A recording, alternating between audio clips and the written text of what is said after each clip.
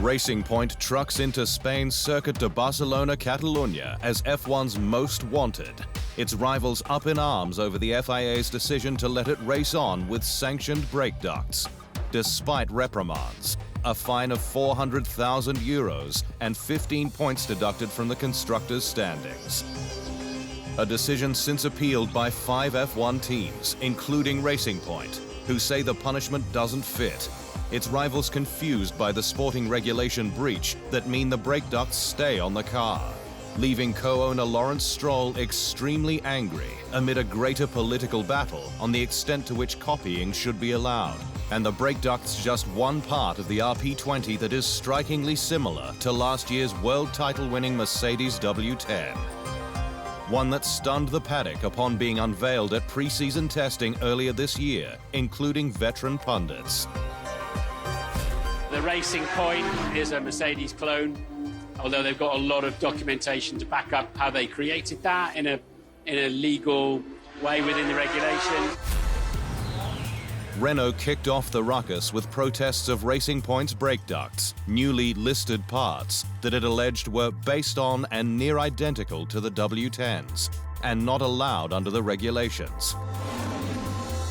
That state a competitor must have the exclusive right to use the listed part. And additionally, in the case of the outsourcing of design, such third party shall not be a competitor. But while the team used Mercedes data on brake ducts and were controversially sent a complete set this year, the rears caught it out as it was a new for 2020 part, given the switch to a lower rear ride height to closer match the W10. With the FIA admitting if the brake duct was integrated into the team's car and used in championship races in 2019 or earlier, before it ever became a listed part, then it has become part of the DNA of the car. While the sanctions were intended to penalize the potential advantage Racing Point may have accrued in the design process that resulted in the use of listed parts that were not designed by it.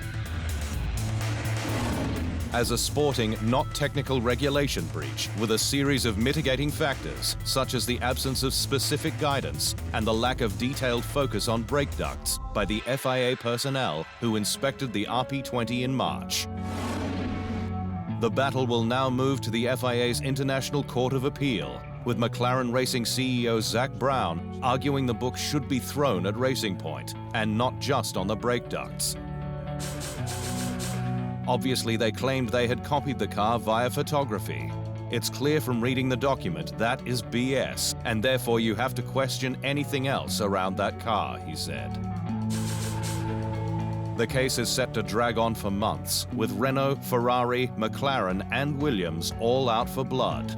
But Racing Point's team boss Otmar Szafnauer remains resolute in his beliefs. Not a problem. The more you dig in, the more on our side it's going to be, because we did absolutely zero wrong, he said. While on track, the team continues to up the stakes. It's now agreed to be unfair advantages bringing home strong results, with Lance Stroll and super sub Nico Hülkenberg earning the squad's third double points finish in 5 races at last weekend's 70th anniversary Grand Prix, putting it 5 points ahead of rival Renault.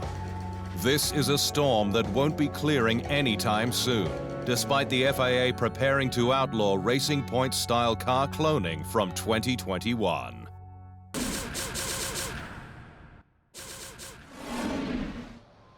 Thanks for watching.